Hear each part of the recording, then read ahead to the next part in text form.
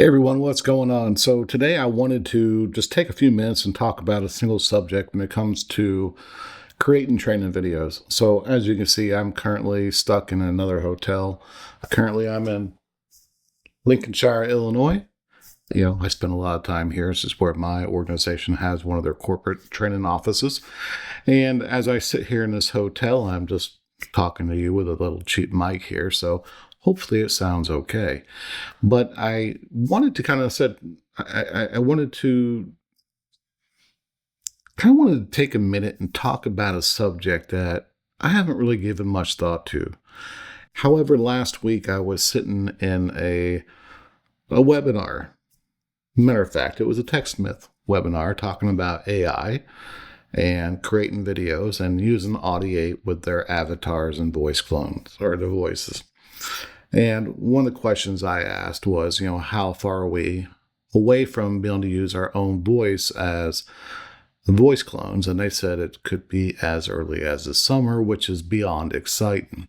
Not that I have an actual broadcaster voice, but I do use my voice in the majority of my videos, and it would make my job much easier.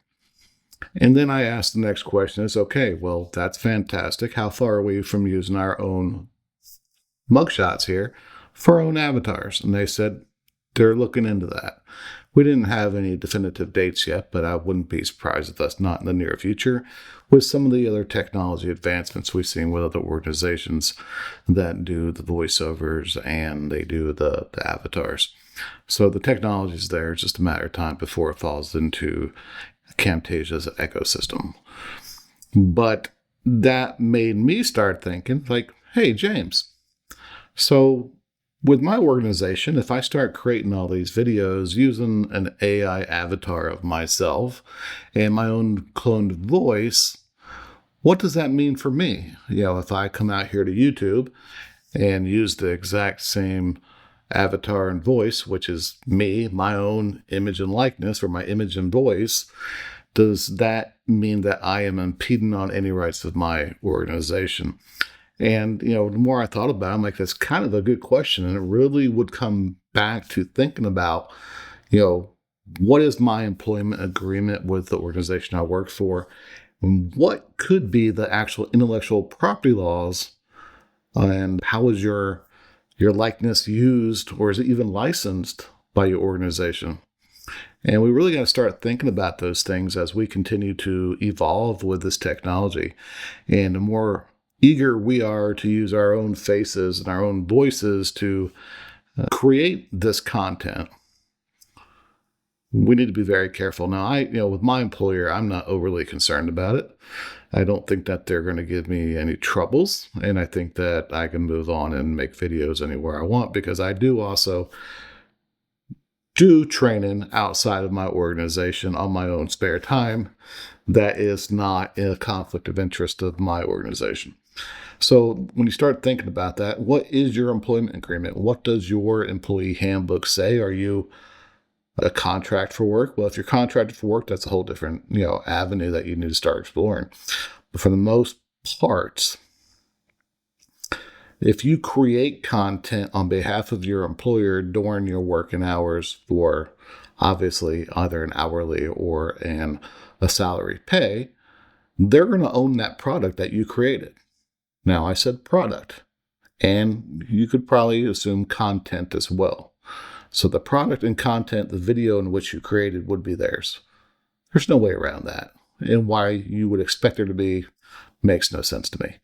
But as far as the ownership of the video, that's theirs. No problem. But what about the image and likeness rights? Do they have any hand in the pie there? Well, I guess we're going to have to look from a state-by-state basis, and we're not here to talk about that in this video, but I would think for the most part that your employer is not going to say that, hey, we own your image and voice, because that is something that is with you. That would be something that would impede your ability to make a living if that were the case. But you remember, I know with our organization, when we do certain events, we do have to sign agreements that are like, almost like a model release that gives them the ability to use your image and likeness in their marketing materials. So if you did not, expressly grant your organization those rights, then they can't really stop you from doing anything. But that's one of the things I was just thinking about. And I know this is a video someone's probably never going to watch, but it really made me think about it. I thought I'd throw this video together real super quick and post it on there. And if you got some feedback, I would love to hear from you. How are you using AI in your video creation process? Are you going to take that leap and make a digital clone of yourself, a digital clone of your own voice? That way you can expedite your content creation, whether that is for someplace like here on YouTube, or maybe in your professional career, if you actually have that luxury to work in the field, which I do, where we can use that to expedite our work products and our content creation. Whether you're creating an online course, maybe it's just a video tutorials for your business, whatever that looks like, I would love to hear your thoughts about that. So drop me some notes down in the comments. Let me know what you're doing today, what kind of work you do, if you're creating videos, and what your thoughts are about using your own digital clone of yourself. Thanks for stopping in. We'll talk to you next time.